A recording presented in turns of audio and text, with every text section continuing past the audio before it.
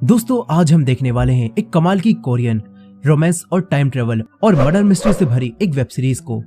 ये कहानी है एक ऐसी लड़की की जिसके बॉयफ्रेंड की एक एक्सीडेंट में डेथ हो जाती है, लेकिन फिर वो लड़की टाइम ट्रेवल करती है और पास्ट में जाकर उसे कई सारी ऐसी चीजें पता चलती हैं जिनसे अब तक वो अनजान थी।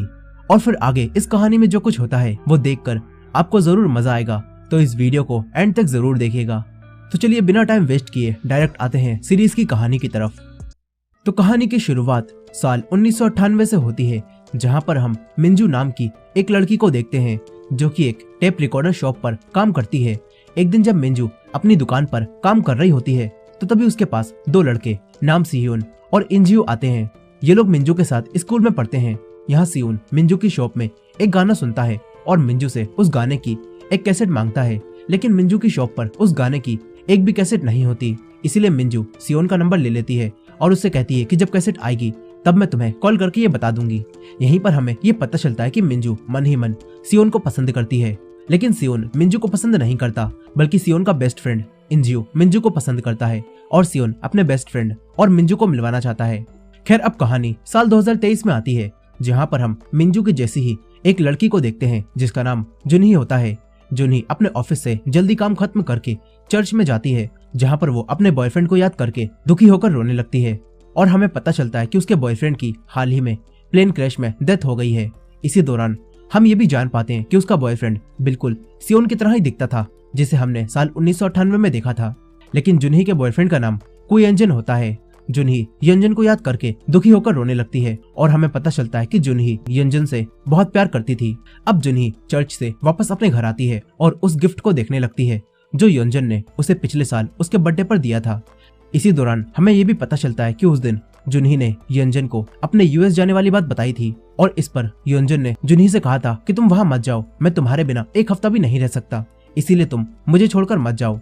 लेकिन जुनही ने अपने फ्यूचर को अच्छा करने के लिए यूएस जाने की ठान ली थी और उसने यंजन की बात भी नहीं मानी थी। यहाँ अब जुनही अपनी पुरानी गलती को सोचकर दुखी हो जाती है और सोचती है कि अगर मैं उस दिन यंजन की बात मान लेती और उसे छोड़कर नहीं जाती तो शायद उसकी जान बच जाती। अब जुनही उसी बॉक्स को देखने लगती है जो यंजन ने उसे उसके बर्थडे पर गिफ्ट किया था। यहाँ जुनही को उस बॉक्स में छुपी हुई एक रिंग मिलती है। ये देखकर जुनही काफी रोने लगती है और उससे समझ आता है कि उस दिन कुयंजन उसे मैरिज के लिए प्रपोज करने वाला था। खैर अब अगले दिन जुनही अपने ऑफिस में काम कर रही होती है तो तभी उसके पास एक मैसेज आता है जिसके अंदर कोई उसे बर्थडे विश करता है और ये देखकर जुनही को अपने बॉयफ्रेंड योंजन की याद आने लगती है, क्योंकि बस योंजन ही था जो कि उसे इस तरह बर्थडे विश करता था। जुनही ये सब सोच ही रही होती है कि तभी उसकी फ्रेंड उसके पास एक फूलों की बकेट लेकर आती है और जुनही को बताती है कि ये किसी अनजान आदमी ने तुम्हारे लिए भेजा है। जुनही अपने ऑफिस के स्टाफ से उस आदमी का पता करने की कोशिश करती है जिसने वो बकेट भेजा, लेकिन जुनही को उस इंसान के बारे में कुछ भी पता नहीं चल पाता। फिर जुनही के पास कुयंजन के दोस्त चनियंग की कॉल आती है और चनियंग उसे मिलने के लिए बुलाता है। यहाँ वो जुनही को यंजन की बनाई हुई एक पेंटिंग देता है जिसे योंजन काफी पसंद करता था। जुनही उस पेंटिंग को देखती है और याद करती है कि जब योंजन ने उसे ये पेंटिंग दिखाई थी तो तब योंजन ने उसे बताया था कि इस पेंटिंग में जो लड़की दिख रही है वो मेरी दोस्त है। अब जुनही चनियंग से इस पेंटिंग में बनी हुई इस लड़की के बारे में पूछती है, लेकिन इस लड़की के बारे में चनियंग को भी कुछ भी पता नहीं होता। अब इसके बाद जुनही को यंजन की याद आने लगती है और वो यंजन के पुराने नंबर पर कई सारे मैसेज करती है। तभी उसके पास इंस्टाग्राम पर एक फोटो आती है जो कि उन्हीं तीनों लोगों की होती है जिन्हें हमने कहानी की शुरुआत में साल 1998 में देखा था, यानी कि मिंजू, सियोन और इंजियो। जुनही को उस फोटो को देखकर कुछ भी समझ नहीं आता और वो जब उस फोटो में सियोन को देखती है तो उसे लगता है कि ये उसका बॉयफ्रेंड योंजन है। इसके बाद जुनही उसी इंसान को मैसेज करती है जिसने उसे ये फोटो भेजी थी और जुनही उस इंसान को मिलने के लिए बुलाती है, लेकिन वो आदमी जिसने जुनही को ये फोटो भेजी वो अब उसकी बात का कोई भी जवाब नहीं देता। अब जुनही अपने दोस्तों को वो फोटो दिखाती है और फिर उसका एक दोस्त फोटो की जानकारी निकालता है और जुनही को बताता है कि ये फोटो साल 2008 में एक वेबसाइट पर पोस्ट की गई थी, लेकिन वो वेबसाइट अब बंद हो चुकी है। इस तरफ साल 1998 में हम फिर से मिंजू को देखते हैं जो कि अपने स्कूल में होती है। तभी उसके पास सियोन आता है और मिंजू से कहता है कि इंजियो तुमसे कुछ कहना चाहता है, लेकिन फिर इंजियो मिंजू को देखकर काफी नर्वस हो जाता है और उससे कुछ भी नहीं कह पाता। इसके बाद मिंजू स्कूल में चल रही लड़कियों की रेस में भाग लेती है और फिर सियोन और इंजियो दोनों मिलकर मिंजू को सपोर्ट करते हैं और उसके लिए तालियां बजाते हैं। मिंजू सियोन को अपने लिए तालियां बजाता हुआ देखकर काफी खुश होती है और सोचती है कि सियोन भी उसे पसंद करता है। यही इंजू की क्लास का एक लड़का मिंजू के बारे में गलत बातें करने लगता है, जिससे अब इंजू को गुस्सा आ जाता है और वो उस लड़के से लड़ाई करने लगता है। तभी यहाँ पर इनके सर आते हैं और दोनों को शांत करा देते हैं। लेकिन फिर जब सियोन क्लास में जाता है तो तब यहाँ पर वही लड़का इंजियो के बारे में गलत बातें बोलने लगता है और ये सुनकर सियोन को गुस्सा आ जाता है और वो उस लड़के को काफी बुरा मारता है। उसे फाइट करता हुआ देखकर क्लास में बैठी हुई एक लड़की दायोन सियोन पर फिदा हो जाती है और उसे पसंद करने लगती है। कहानी वापस साल 2023 में आती है और हम फिर से जुनही को देखते हैं, जो अभी भी उसी फोटो को देख रही होती है और उसे कुछ भी समझ नहीं आता कि ये फोटो उसे किसने और क्यों भेजी है। यही जुनही की फ्रेंड जुनही को बताती है कि मैंने पता किया है कि ये फोटो जिस शॉप के बाहर की है वो शॉप तो अब बंद हो चुकी है, लेकिन अब इसका मालिक एक कैफे चलाता है। हम दोनों काम के बाद वहीं चलेंगे। इस तरफ स्कूल से घर वापस जाते समय मिंजू इंजियो से पूछती है कि तुम्हारी सियोन से दोस्ती कैसे हुई। इस पर इंजियो मिंजू को बताता है कि मुझे एक कान से सुनाई नहीं देता और इसी वजह से मैं ये सुनने वाली मशीन पहनता हूँ, लेकिन जब मैं बचपन में ये पहनता था तो सभी बच्चे मुझे चिढ़ाते थे और कोई भी बच्चा मुझसे बात नहीं करता था। मगर फिर एक दिन जब सियोन ने मुझे अकेले बैठा देखा तो वो मेरे साथ खेलने लगा और फिर हमारी दोस्ती हो गई। और उस दिन से ही जब भी कोई बच्चा मुझे चिढ़ाता या फिर परेशान करता है तो सियोन उसे पीट देता है। यहाँ अब इंजियो भी मिंजू से अपना और सियोन का दोस्त बनने के लिए बोलता है और मिंजू भी खुशी से इनकी दोस्त बन जाती है। इस तरफ जुनी अपने दोस्त के साथ उसी कैफे में जाती है जिसके मालिक की पिछली दुकान के पास वो फोटो ली गई थी, लेकिन जुनी और उसकी दोस्त को ये कैफे बंद मिलता है। इसके बाद जब जुनी वापस अपने घर जा रही होती है तो तभी उसे रास्ते में योनजुन दिखाई देता है, जो कि अभी भी जिंदा होता है। जुनही योनजुन को देखकर तुरंत ही उसके पास जाने लगती है, लेकिन इतनी ही देर में योनजुन भी जुनही को देख लेता है और वो उसे देखकर छुप जाता है। अब योनजुन ऐसा क्यों कर रहा है ये कहानी में हम आगे जानेंगे। खैर अब यहीं पर जुनही को ऐसा लगता है कि उसने कुयंजन को नहीं देखा और उसे कोई भ्रम हुआ होगा, इसीलिए वो अपने घर वापस आ जाती है और यंजन को याद करके बहुत रोने लगती है। इस तरफ पास्ट में मिंजू ये सोचकर काफी खुश होती है कि अब वो सियोन की दोस्त बन चुकी है। तभी उसे उसके मॉम डैड की लड़ाइयों की आवाज आने लगती है और ये सुनकर मिंजू अपने कमरे से बाहर निकलती है और अपने मॉम डैड को लड़ाई करता हुआ देखती है। वो दोनों जल्दी ही डाइवोर्स लेने वाले थे और वो दोनों ही मिंजू के भाई की कस्टडी के लिए लड़ाई कर रहे होते हैं। उन दोनों में से किसी को भी मिंजू की चिंता नहीं थी और दोनों में से कोई भी मिंजू को अपने पास नहीं रखना चाहता था। ये देखकर मिंजू को गुस्सा आने लगता है और वो बोलती है कि आप दोनों बस मेरे भाई की फिक्र करते हो और आप कभी भी मेरे बारे में नहीं सोचते। आपके डाइवोर्स के बाद मेरा क्या होगा। यहाँ हमें पता चलता है कि मिंजू के मॉम डैड मिंजू से बिल्कुल भी प्यार नहीं करते हैं। अब यहाँ मिंजू गुस्से में अपने घर से बाहर चली जाती है और एक पार्क में बैठकर रोने लगती है, लेकिन तभी यहाँ पर सियोन आता है और वो मिंजू को रोता हुआ देखता है तो उसे कहता है कि क्या हुआ, लेकिन मिंजू उसे कुछ भी नहीं बताती।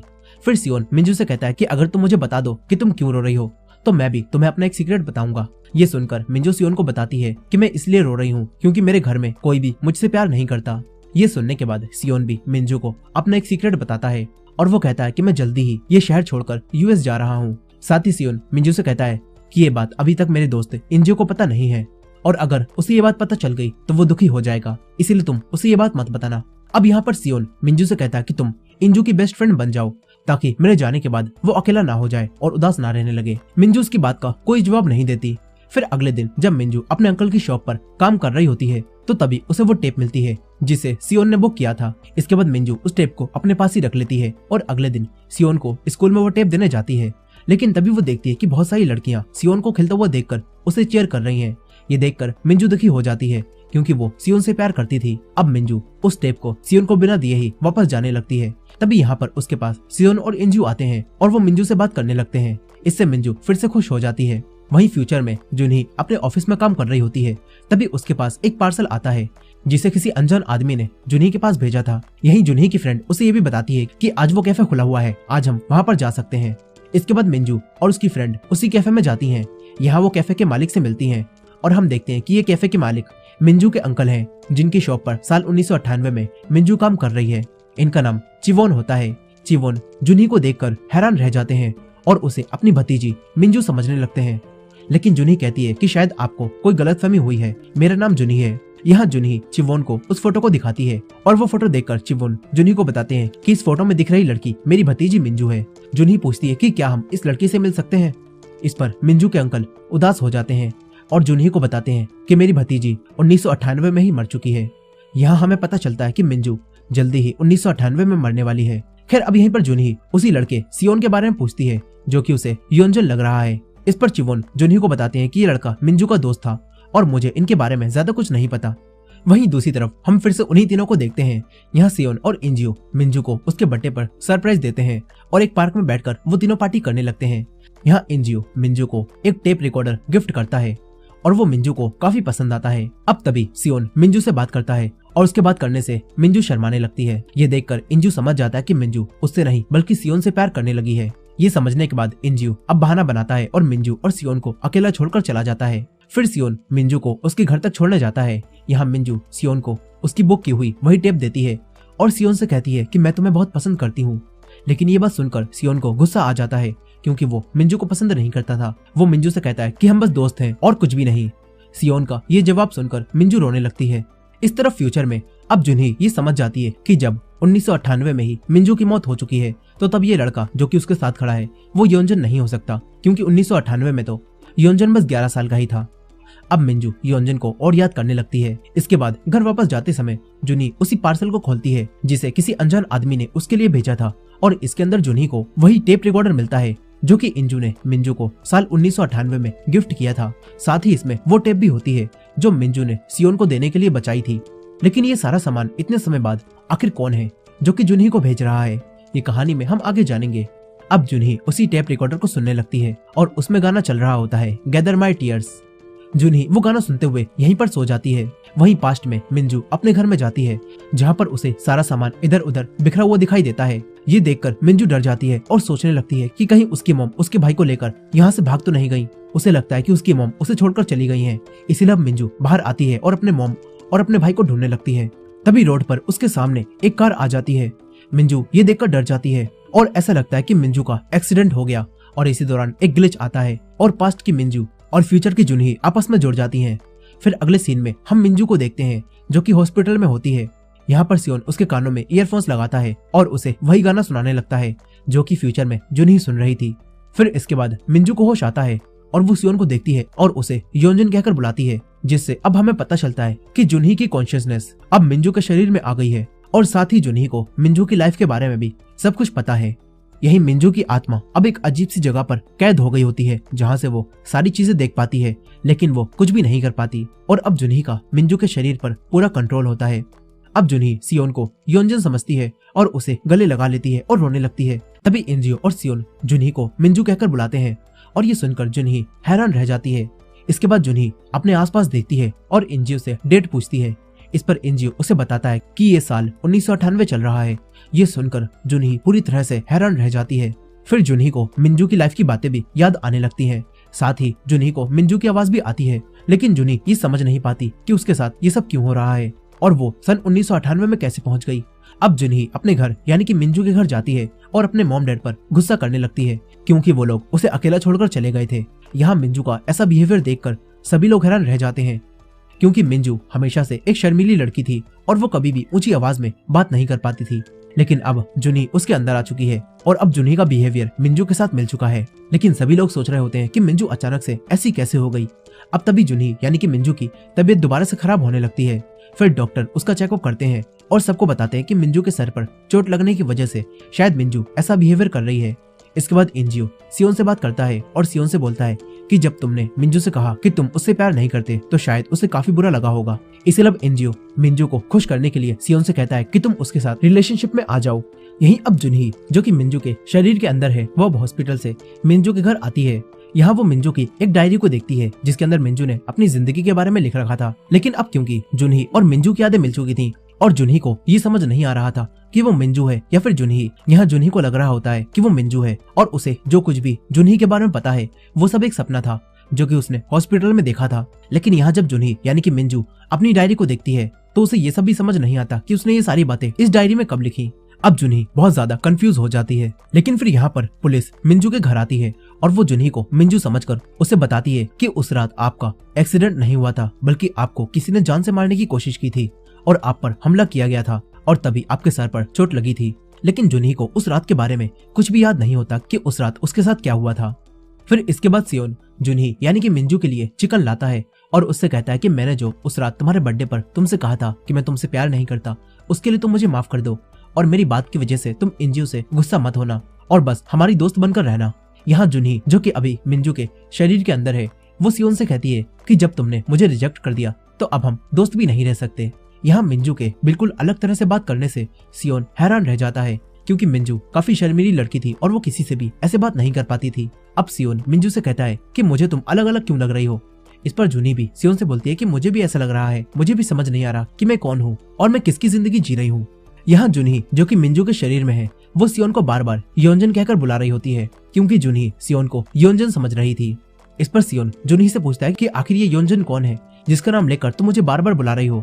इस पर मिंजू अब सियोन से कहती है कि जब मुझे हॉस्पिटल में होश आया तो तब से ही मुझे ऐसा लग रहा है कि मैं किसी बड़े सपने से बाहर आई हूँ, लेकिन मुझे वो सपना बिल्कुल हकीकत की तरह लग रहा था और साथ ही उस सपने में मेरा नाम मिंजू नहीं बल्कि जूनी था और तुम्हारा नाम सियोन नहीं बल्कि योंजन था। यहाँ अब जूनी सियोन को सब कुछ बता देती है कि वो कैसे सपने में योंजन से मिली थी और उसे योंजन से प्यार हो गया था। जूनी यानी कि मिंजू की इन सारी बातों से हमें पता चलता है कि मिंजू अपनी असली जिंदगी को एक सपना समझ रही है। अब इसके बाद जूनी मिंजू की जिंदगी को जीने लगती है, लेकिन उसका बिहेवियर मिंजू से बिल्कुल अलग होता है। इस तरफ इंग्यू की सुनने वाली मशीन कहीं खो जाती है, इसीलिए अब इंग्यू अपनी पुरानी मशीन को इस्तेमाल करने लगता है। फिर स्कूल खत्म होने के बाद इंग्यू और सियोन दोनों मिंजू से मिलने उसके घर पर जाते हैं। यहाँ मिंजू स्कूल नहीं जा रही थी, क्योंकि मिंजू पर हमला करने वाला वो किलर अभी भी आजाद घूम रहा था और वो किलर कौन है ये कोई भी नहीं जानता। अब यहाँ जूनी यानी कि मिंजू सियोन और इंजू से कहती है कि हमें ही उस किलर को ढूंढना होगा। इसके बाद ये लोग उसी जगह पर जाते हैं जहाँ पर मिंजू का एक्सीडेंट हुआ था, लेकिन यहाँ जूनी यानी कि मिंजू को उस एक्सीडेंट के बारे में कुछ भी याद नहीं होता। और यहाँ पर सियोन और इंजू मिंजू को बताते हैं कि तुम हमें यहाँ पर नहीं मिली थी। वो लोग मिंजू को एक दूसरी जगह पर ले जाते हैं जो कि उस जगह से काफी दूर थी और ये लोग कहते हैं कि तुम हमें यहाँ पर बेहोश मिली थी। मिंजू को समझ नहीं आता कि वो वहाँ से इतनी दूर यहाँ पर कैसे आ गई और उस रात जो भी हुआ था वो उसे याद क्यों नहीं है। ये लोग अब हमला करने वाले किलर का पता नहीं लगा पाते। फिर जूनी यानी कि मिंजू अपनी असली जिंदगी जिसे वो सपना समझ रही होती है वो उसके बारे में इंग्यू को भी बता देती है, लेकिन एज यूजुअल इंग्यू को भी उसकी बातों पर विश्वास नहीं होता। लेकिन फिर बातों ही बातों में इंग्यू भी जूनी यानी कि मिंजू से कहता है कि मैं तुमसे बहुत प्यार करता हूँ। यह इंग्यू मिंजू को बताता है कि जब मैं तुम्हें देखा करता था जहाँ तुम स्कूल की छत पर खड़ी होकर अपने आप से बात किया करती थी, तो तब मैं तुम्हारे लिप्स को रीड किया करता था और मुझे पता चला था कि तुम्हारी हालत भी बिल्कुल मेरी ही तरह है। तुम भी मेरी ही तरह बिल्कुल अकेली थी और कोई भी तुम्हें पसंद नहीं करता था। इंग्यू कहता है कि मैं तुम्हें अच्छे से समझ पाता था और मैं जानता था कि तुम पर क्या बीतती होगी, क्योंकि वही सारी चीजें मेरे साथ भी हो रही थी।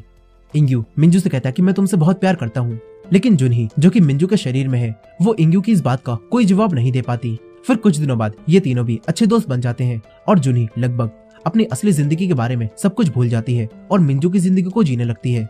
फिर एक दिन जूनी यानी कि मिंजू जब अपने अंकल की शॉप पर काम कर रही होती है तो तभी उसके पास पुलिस ऑफिसर्स आते हैं और वो जूनी को इंग्यू की सुनने वाली मशीन दिखाते हैं और बोलते हैं कि हमें लगता है कि जिसने भी तुम पर हमला किया था ये मशीन जरूर उसी इंसान की है, क्योंकि हमें ये उसी जगह मिली थी जहाँ पर तुम बेहोश पाई गई थी। जूनी उसे देखकर हैरान रह जाती है, लेकिन वो पुलिस को ये बात नहीं बताती कि ये मशीन इंग्यू की है। कहानी वापस साल 2023 में आती है, जहां हम जूनी को देखते हैं जो कि बस में गाना सुनते हुए सो रही थी। तभी उसके पास बस का कंडक्टर आता है और उसे जगा देता है और जूनी मिंजू के शरीर से वापस अपनी असली जिंदगी में आ जाती है। वो ये देखकर हैरान रह जाती है और उसे कुछ भी समझ नहीं आता। जूनी कंडक्टर से डेट पूछती है, इस पर वो बताता है कि ये साल 2023 चल रहा है। अब जूनी ये समझ नहीं पाती कि वो आखिर मिंजू से अचानक से जूनी वापस कैसे बन गई। जूनी सोचती है कि शायद वो कोई सपना देख रही थी। यही हम योंजन को देखते हैं जो कि बिल्कुल सियोन की तरह लग रहा होता है और वो जूनी को छुपकर देख रहा था। अब इसके बाद जूनी अपने घर में आती है और उन्हीं मैसेजेस को देखने लगती है जो कि वो योंजन के नंबर पर भेजा करती थी। लेकिन आज जूनी देखती है कि उन मैसेजेस को किसी ने सीन कर लिया है। ये देखकर जूनी योंजन को कॉल करने लगती है और इस बार योंजन कॉल उठा लेता है, लेकिन वो जूनी से बात नहीं करता। यहाँ पर योंजन मिंजू के अंकल के साथ होता है और हमें पता चलता है कि मिंजू के अंकल चिवोन भी इस सब के बारे में पहले से ही जानते थे और वो जूनी से ये सारी बातें छुपा रहे थे। अब यहाँ पर जूनी योंजन को दोबारा से कॉल करती है, लेकिन योंजन इस बार भी उसकी कॉल रिसीव नहीं करता। फिर अगले दिन जूनी अपने दोस्त से योंजन की कॉल की लोकेशन निकलवाती है और वो देखती है कि ये नंबर आखिरी बार मिंजू के अंकल के कैफे में ऑन था। साथ ही जूनी को ये भी पता चलता है कि ये फोन नंबर किसी सियोन नाम पर रजिस्टर है। ये बात जानकर जूनी हैरान रह जाती है और सोचती है कि जिस लड़की को उसने अपने मिंजू वाले सपने में देखा था वो लड़का हकीकत में कैसे हो सकता है। अब जूनी अपने दोस्त के साथ उसी कैफे में जाती है, लेकिन यहाँ पर उसे इस बार चिवोन नहीं मिलता।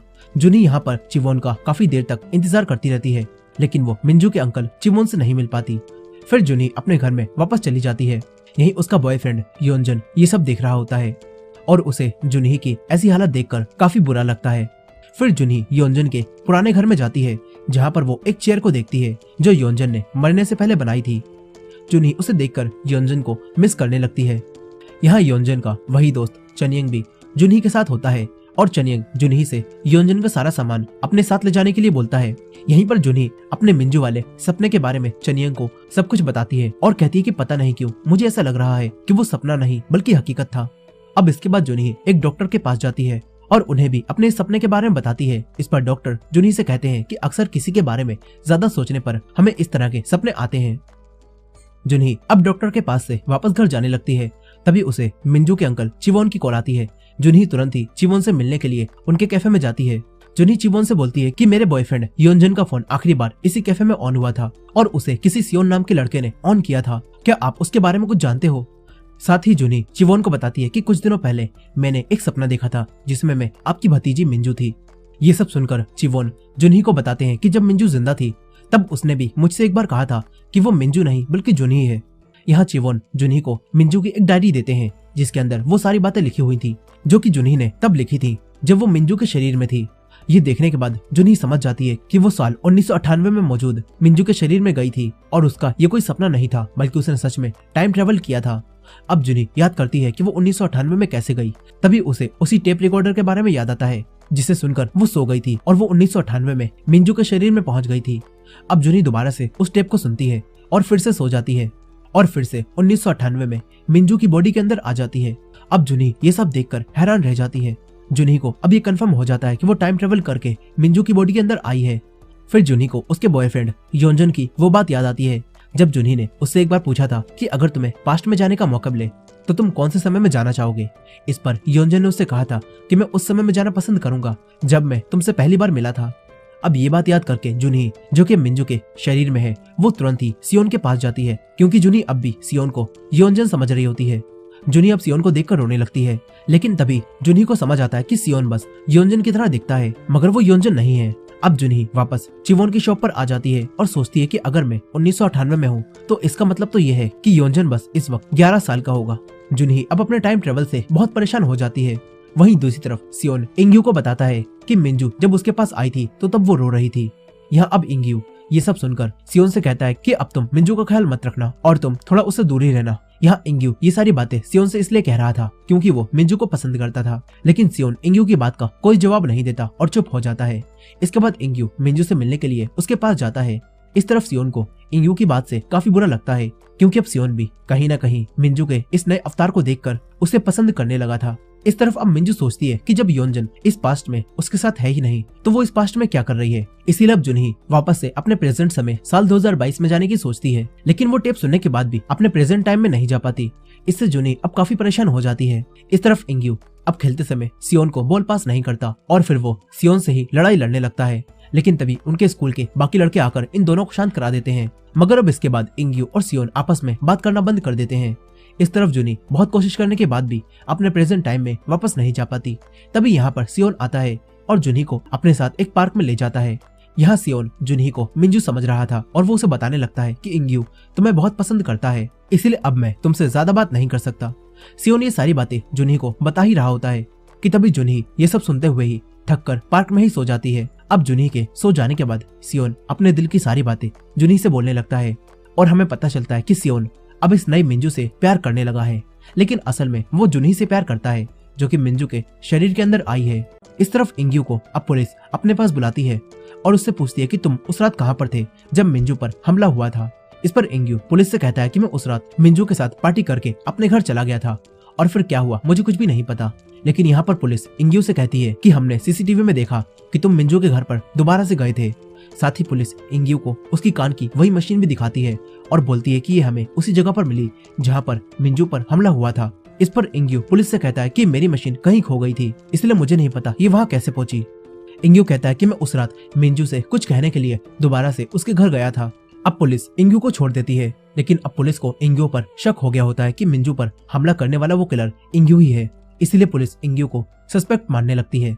इस तरफ जुनी चिवोन की प्रेजेंट में कही हुई वही बात याद करती है जिसमें चिवोन ने उससे कहा था कि अगर तुम पास्ट में मिंजू के शरीर में गई तो क्या तुम मिंजू का मर्डर होने से बचा सकती हो, जो कि साल 1998 में हुआ था। ये बात याद करके जुनी अब समझ जाती है कि कुछ ही दिनों बाद कोई जल्दी ही मिंजू का मर्डर करने वाला है। इसीलिए अब जुनही मिंजू को बचाने के लिए पास्ट में ही मौजूद चिवोन को वो सारी बातें बताती है जो चिवोन ने उसे 2023 में बताई थी।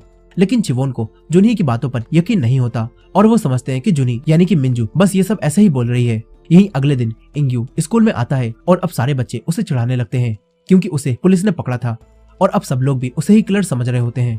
लेकिन तभी यहाँ पर सियोन आता है और उन सभी बच्चों को शांत करा देता है।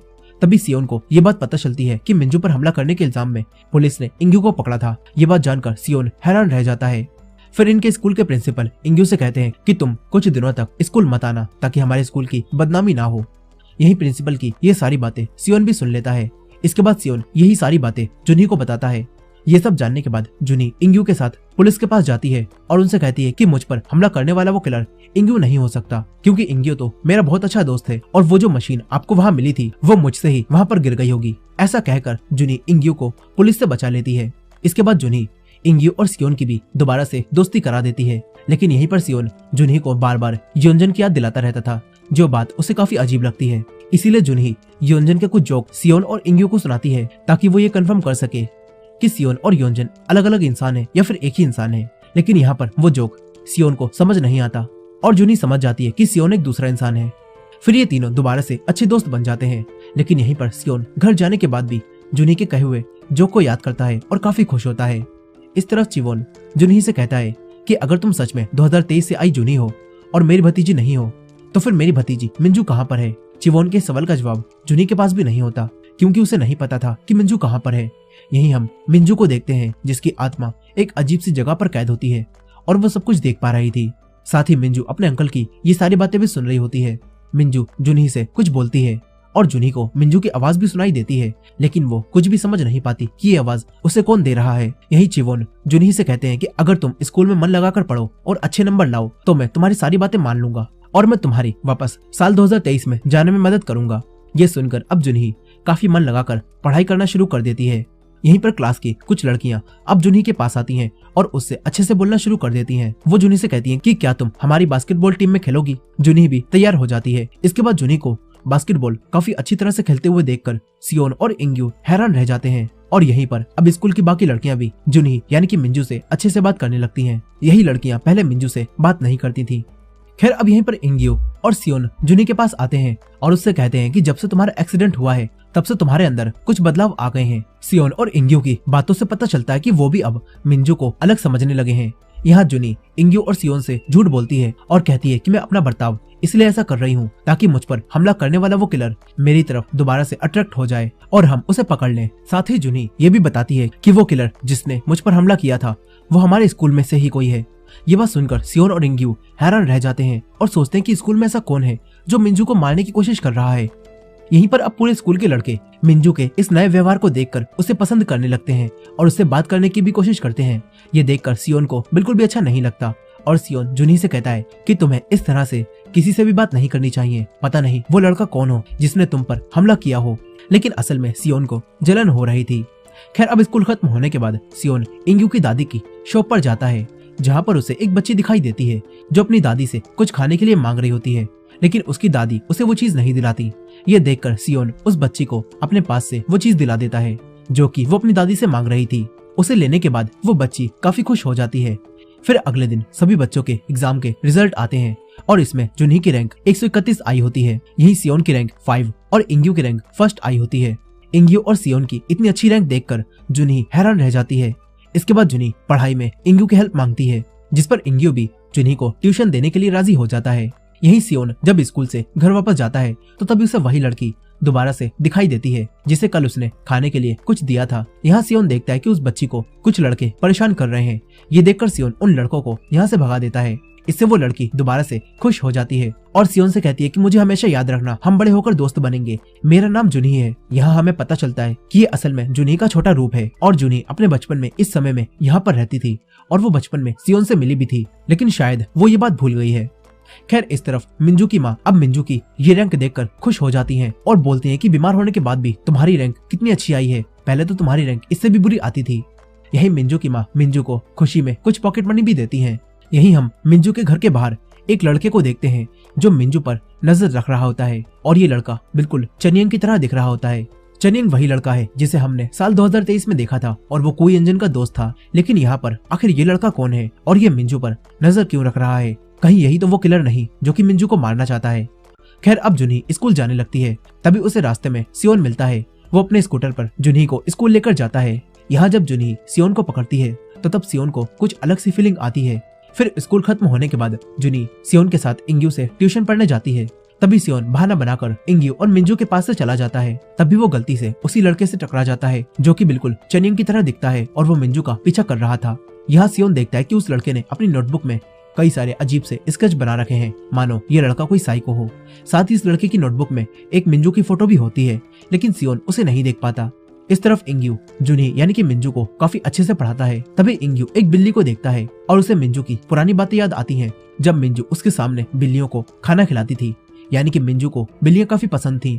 यह अब इंग्यू उसी बात को याद करके मिंजू को बिल्ली दिखाता है, लेकिन जुनी जो कि मिंजू के शरीर में थी वो उससे कहती है कि इसे दूर हटाओ, मुझे बिल्लियों से डर लगता है। ये बात इंग्यू को थोड़ी अजीब सी लगती है।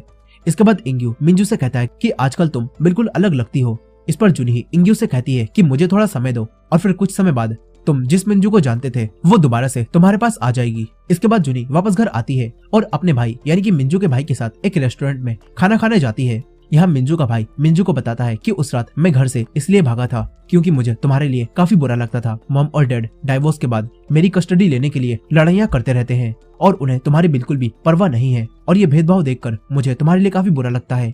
इसीलिए मैं परेशान होकर घर से भाग गया था, लेकिन फिर मुझे ढूंढते समय तुम्हारे साथ वो सब कुछ हो गया, इसलिए मुझे माफ कर दो। खैर अब अगले दिन जुनी जब क्लास में सियोन से कुछ पूछ रही होती है तो तभी उसे दोबारा से योंजन के साथ रहने वाला एहसास होता है। इसके थोड़ी देर बाद जब सियोन और इंग्यू क्लास में होते हैं तो तभी इनके पास एक लड़की एक लेटर लेकर आती है। सियोन उस लेटर को पढ़ता है और इंग्यू से कहता है कि मुझे मिंजू स्कूल के पीछे बुला रही है। ये सुनकर इंग्यू सियोन से कहता है कि तुम्हें मिंजू के पास जाना चाहिए, जरूर उसे तुमसे कोई जरूरी काम होगा। ये सुनकर सियोन स्कूल के पीछे जाता है, लेकिन यहाँ सियोन देखता है कि उसको मिंजू ने नहीं बल्कि क्लास की उसी लड़की दायोन ने बुलाया है। अब यहाँ दायोन सियोन से कहती है कि मुझे तुमसे बहुत प्यार हो गया है, लेकिन सियोन उससे कहता है कि मैं बस अपनी पूरी जिंदगी एक ही लड़की से प्यार करूंगा और वो तुम नहीं हो। ये कहकर सियोन उसका प्रपोजल रिजेक्ट कर देता है। यहाँ जुनही और इंग्यू छुपकर ये सब देख रहे होते हैं और ये देखकर जुनही को योंजन की वो बात याद आती है जब योंजन ने जुनही को बताया था कि मैंने एक लड़की का प्रपोजल रिजेक्ट किया था और मैं अपनी पूरी जिंदगी सिर्फ एक लड़की से ही प्यार करूंगा और वो तुम हो। जुनही कंफ्यूज होती है कि आखिर योंजन और सियोन में इतनी सारी चीजें एक जैसी कैसे हो सकती हैं, जबकि वो दोनों तो बिल्कुल अलग अलग इंसान हैं। खैर अब इसके बाद जब जुनही अपनी क्लास में बैठी होती है तो तभी उसे उसकी डेस्क पर कुछ फोटोज मिलती हैं जो किसी ने छुपकर ली थी। जुनही उन फोटो को लेकर सियोन और इंग्यू के पास आती है और फोटो को देखकर इंग्यू और सियोन समझ जाते हैं कि ये काम जरूर उसी किलर ने किया है जो कि मिंजू को मारना चाहता है, और वो किलर हमेशा ही मिंजू पर नजर रखता रहता है। अब ये जानकर सियोन मिंजू यानी कि जुनही को बताता है कि अगर कोई लड़का कैमरा लेकर तुम्हारे पीछे घूमता है तो जरूर किसी न किसी ने तो उसे देखा ही होगा। इसलिए अब ये तीनों उस लड़के को ढूंढने का फैसला करते हैं। यहीं अब मिंजू यानी कि जुनही के स्कूल के सारे बच्चे पिकनिक के लिए स्कूल से बाहर जाते हैं और यहाँ पर मिंजू और सियोन को एक साथ देखकर इंग्यू समझ जाता है कि सियोन अब मिंजू से प्यार करने लगा है। अब तभी यहाँ पर बारिश शुरू हो जाती है और सभी बच्चे वापस अपने अपने घर लौटने लगते हैं। यहीं सियोन मिंजू को बारिश में भागता हुआ देखता है और उसे फिर से एक अलग सा एहसास होता है। फिर घर वापस आते समय सियोन इंग्यू को बता देता है कि अब मैं मिंजू से बहुत प्यार करने लगा हूँ। इस पर इंग्यू सियोन से कहता है कि अगर तुम्हें मिंजू से प्यार हो गया है तो तुम उसे ये बात बता दो। पर सियोन इंग्यू से कहता है कि मैं कुछ दिनों बाद ही अपनी फैमिली के साथ यहाँ से अमेरिका चला जाऊंगा और इसी वजह से मैं मिंजू को ये बात नहीं बताना चाहता। अब यहाँ पर इंग्यू भी सियोन के अमेरिका जाने की खबर सुनकर उदास हो जाता है।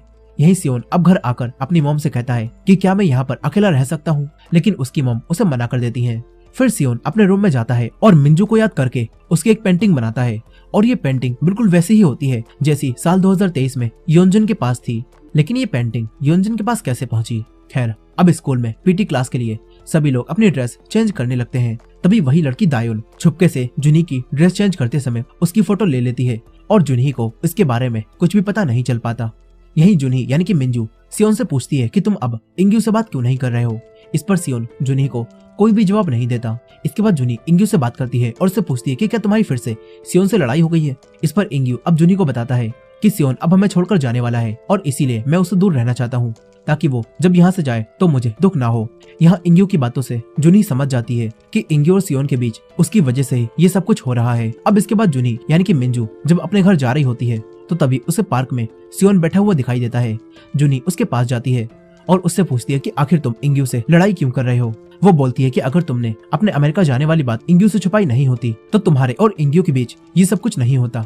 यह अब बातों ही बातों में सियोन के मुंह से ये भी निकल जाता है कि वो जुनी से प्यार करने लगा है और जुनी ये सुनकर हैरान रह जाती है। यहाँ पर सियोन जुनी यानी कि मिंजू से कहता है कि मैं कितना भी कोशिश कर लूं पर मैं ये भूल नहीं पाता कि मैं तुमसे प्यार करने लगा हूँ।